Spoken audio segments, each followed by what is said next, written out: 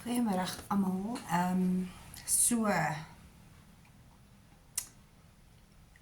gelukkige Mothersdag vir al julle mense op die groep en op ons YouTube kanaal. 10de Mei. Dit was nog 'n interessante week geweest, so ek het gedink ek sal seker so op 'n Sondag die week se ervarings bymekaar bring. En dan ek word gesê ek moet nie sê nie.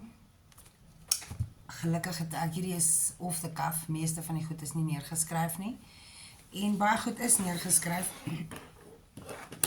Ek het die hele dokumentasie van, wat vir julle eintlik hierdie interessante dokumentasie is. Dis skribbels. Het lyk so. En hierdie was 'n baie groot dag. Baie groot dag. En dan die ander ene is elektronies, so ek sal hom graag wil wys. Dit was die 5de Mei. Ek was genooi na die Poolse ambassade toe vir hulle nasionale dag en die Poolse ambassadeur se vrou het my ge-invite. So dit was baie interessant en ek het 'n ongelooflike groot groep mense ontmoet en dit was vreemd want ek is 'n nuwe gesig. Hulle almal ken mekaar min of meer en as jy instap dan groet almal mekaar met die hand en jy sê wie jy teenwoordig, wie jy verteenwoordig en so I'm like, oh, so you're Polish? And I'm like, no, Afrikaner, South African. En ek het met 'n paar Charge Affairs gepraat, een van Switserland, spesifiek oor die refugees. Sy was baie geïnteresseerd, sy het my baie diep gevra en ek gaan jy spesifiek hierdie ene in Afrikaans doen. Oor baie van die resettlement daar aan die kant. En my siening oor dit is spesifiek dat you are resettling third world people. We're being processed by Sub-Saharan Africa. You resettling third world country people into a first world country that has to and wants to assimilate into a first world country, but yet it's in third world circumstances. So ineffectively you are, with the mounts and masses of third world population that comes into the country, with this type of system, you are changing a first world country into a third world country, inadvertently. So she was very kind of taken aback, and I told her also about the Big Eight that was allowing these kind of things to happen. Clearly it is a structure that was set for so many years, and that the State Department is opening up a bidding war for new NGOs to get involved. So it seems like she wanted to jump away from me as quick as possible, relaying these kind of things to someone, whoever. Then I met the charge de finance of Poland. He was very charming. I went to the bathroom to actually phone my Uber because it's not an affair where you are seen to be on your phone.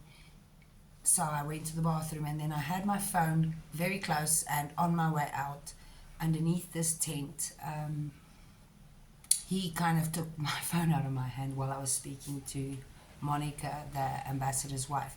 Now this is another story, that the Polish ambassador has not been introduced by Ramaphosa because of Ramaphosa's opinion about how Poland is running the country. Yet this ambassador and his wife has traveled most of Africa and been ambassadors everywhere in Africa. So ineffectively, he's just appointed as the charge. And I was on my way, another thing, there was a minister at this do, the minister of, South African minister. One would have come, I could not make out what he was trying to say, but it meant was one minister didn't come, and the speech that was written for him, he's just going to be reading. He also didn't greet in Polish or anything, yet the Polish ambassador, the charge, he introduced himself and greeted in majority of languages, and Afrikaans also. And the ANC said he's not going to keep himself up with such nonsense. And then the Ukrainian ambassador and his wife, which I also met her, she was in our little group standing there. And funny enough, you will not believe, 3 of the women that was standing with me, apart from England and Ukrainian, is my clients. So I was standing in effectively with them, but it felt like I was being introduced to the group, which was very interesting. They were like a bunch of hens, which was very interesting, but I love them dearly. So the Ukrainian wife tripled to this speech from the ANC minister, and he ineffectively was very diplomatically telling Poland that they have to partake in more of the Ukrainian war. It was kind of, I don't think, it's a bit of a slap in the face, considering it was the Polish National Day, and the speech was directed. It was really strange because they kind of ran, and she stood by him, so they knew what was coming in the speech. That was very interesting. So when I spoke to the finance charge, they took my phone because he thought I was going to drop it, and told me my whole life is probably on this phone, which is not. If he just could see the screen, how terrible it looks, I even said. And we actually struck up a conversation then, if it was his intention, or maybe he's got some chips on my phone now, I don't know, to tailgate or follow me, I don't know. But Poland is doing an exceptional job, and it seems like the people in the being is pretty excited that the politics has not been, it was been very boring and doing nothing for almost 25 years, he said. And I commented him on how amazingly Poland is doing and how they are actually pulling their country back from a space of almost no return, because the left can't take it that far, that you cannibalize everything, the system, the people, sexuality, children. So it needs the very strong right to balance. And it was a very interesting day. I spoke about us. I spoke to the Minister of Eastern Cape and rural schools. She was stood next to me because there was no place to stand, so I was like, oh, come stand next to me. And we were talking about my name. She was talking, because my mom's pretty Christian, I'm brought up Christian, it's such an odd name. And where it comes from, so yeah, I did my studies already, because at 12 I wanted to change it. And when I did find out what it means, it was pretty strange, because it does seem like you live up to your name. And that was interesting. And she commented that there's a place in America with my name, so I should go there, because it's actually Indian, Hindu Punjabi, an Indian name. And I'm quite interested in the Indians too. I like the Indian Punjab Hindu culture a lot. And I said to her that we are being refugees, me and my son, we're also doing it. And I've got a 15-year-old boy that I will be taking out of the country, ineffectively. And that was when she was pretty shocked. And I said, you know, we're opening up a lot of places in the schools for these kids, so get them in these places. We're making space, we're leaving. And she never once berated me. It's a black minister, Eastern Cape. And she was pretty amazing and standing there kind of in shock. So every person I met on Tuesday, I think die mees opvallendste ding wat ek opgetel het, was, daar was baie lanklaas 'n Afrikaner in 'n diplomatiese gemeenskap, setting en verteenwoordigheid. So what I just said there, it's been a very long time that there's been an Afrikaans person at these dues representing, and Afrikaners themselves.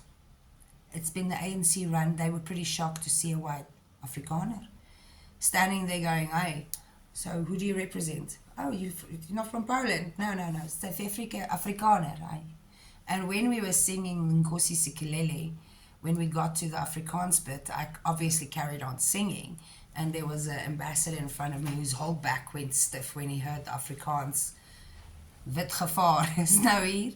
And then he started kind of relaxing. That was very interesting. It was very poignantly interesting that we have not featured. There's just no words. We went down underground. And I really, really, really enjoyed this session. So on the 9th of June, there's another gathering. This is a very important one. So this one is also important. I'm not going to say it wasn't. It was really important for my introduction to some of the players or some of the people. So I'm sure the next time I'm around, it's not going to feel so daunting. I've got quite of a good head on my shoulders, so stuff like that doesn't really put me off balance or makes me shy or anything like that. I can hold my own very well. So I really, really, really enjoyed it. It was an amazing experience. Who was else? The Swiss was very important. Then I stood next to her eating beautiful Polish dinner. The English ambassador's wife, the Irish ambassador's wife, the German ambassador's wife, the Ukrainian ambassador's wife. They don't speak politics much. And then there was Asian. I could not pinpoint specifically, but yeah, she was very friendly, very friendly. But the ladies don't speak so much politics, but it served, apart from obviously the Swiss charge, it served me well to be able to actually be introduced and meet a lot of the people, and I could actually tell them what we have accomplished and what we're doing, and that is amazing.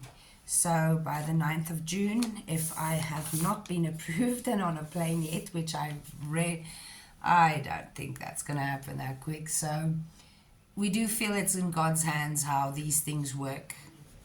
It will be set up, but it's a huge affair of about 450 dignitaries that's going to be there, and I'm one of the guests that's invited by the dignitary whose affair it is, so close.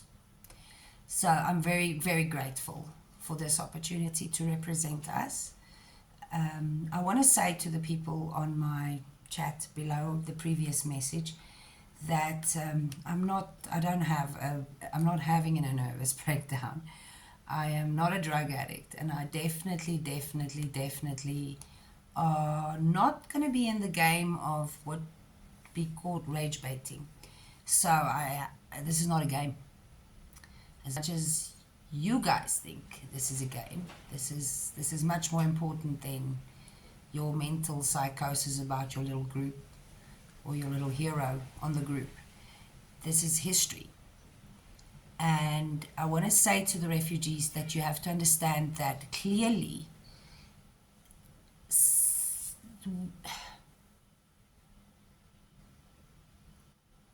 we afforded to be able to go to places at this point. Like I said on my group, and who was on my group, this is a guided hand. Yes, we have had opportunities to meet amazing people, and we grabbed it. We grabbed it with both hands. So I will grab this for us, and I will go and represent, and I will not be backing down, and I will not be scared. It was refreshing. It was amazing to be able to represent in a diplomatic space who we are and what we stand for and what probably is happening over that side and how we have exposed it, how it will be changing. And unfortunately from Switzerland, it seems like now we're talking Davos, now we're talking WEF, now we're talking these places. Charles Schwab. I'm not going to say the names out properly because who knows. But what's going to happen is, just 1 minute. My cat is very, very vocal. Want to come in? Ay, ay, ay. Okay. Ah. 2 minutes. 2 minutes. So I do understand why the Swiss might be scared. I do understand why they might be scared. Meine sin. Shh. Because ek gaan jou nou gooi met 'n pen. Shush man.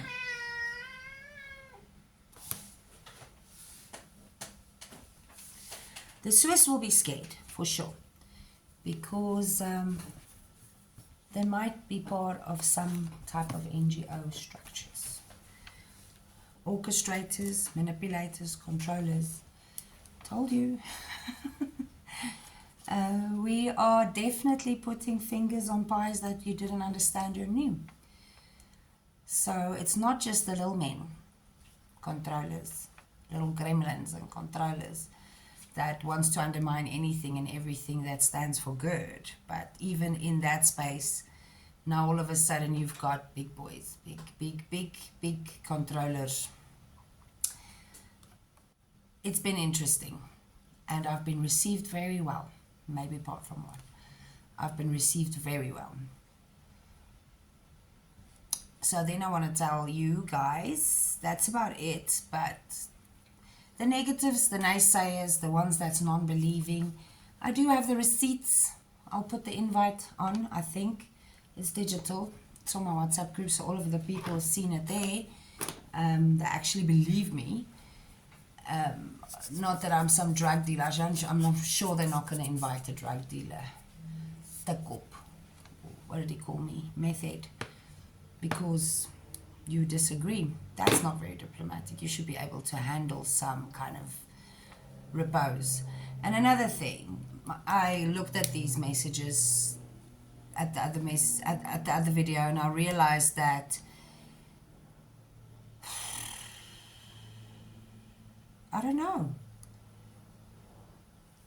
I clearly didn't watch the video because I was trying to explain that stop treating the community badly, stop being infectiously flippant, narcissistic, stop being the ones that want to fucking tell people who they should be, shouldn't be, all these kind of things.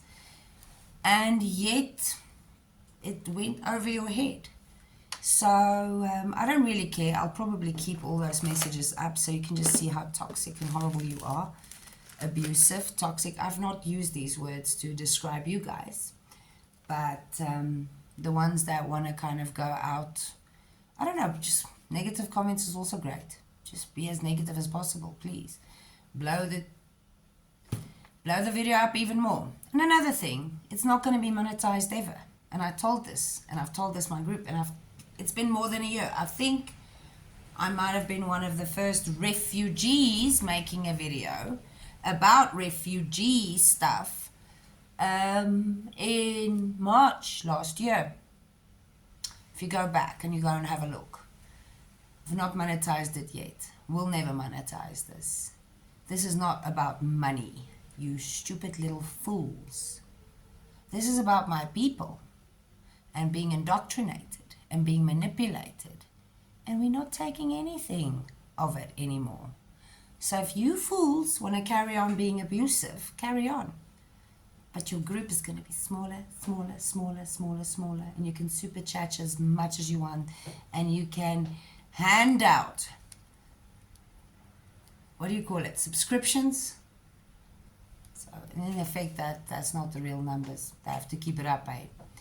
So we are saying thank you for the good work that's done. We are not entertaining bad, horrible bullying attitudes from no one.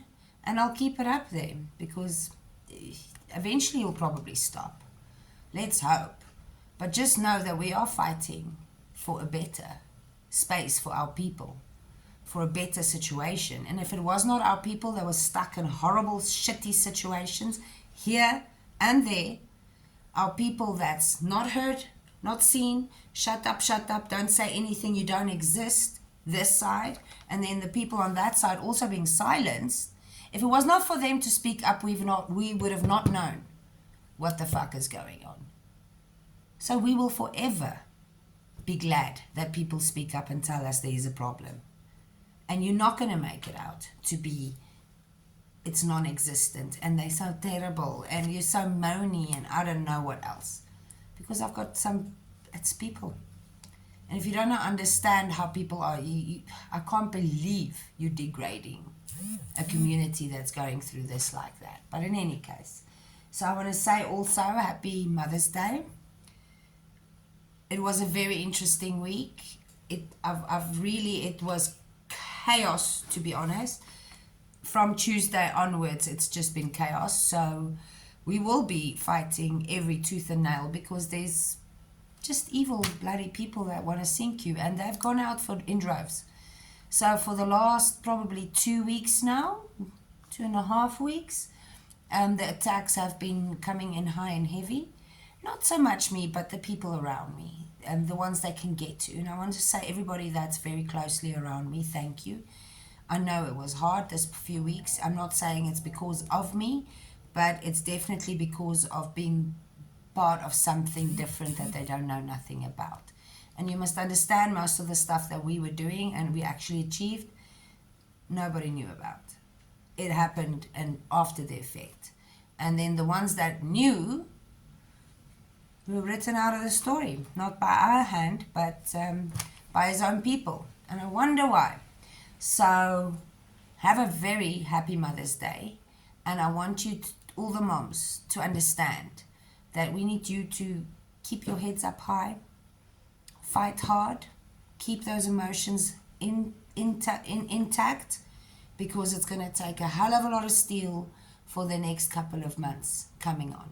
It's not an easy journey, and I don't have to sit here with the news and facts or anything like that. I'm just a little refugee telling you what we've been doing. That's it.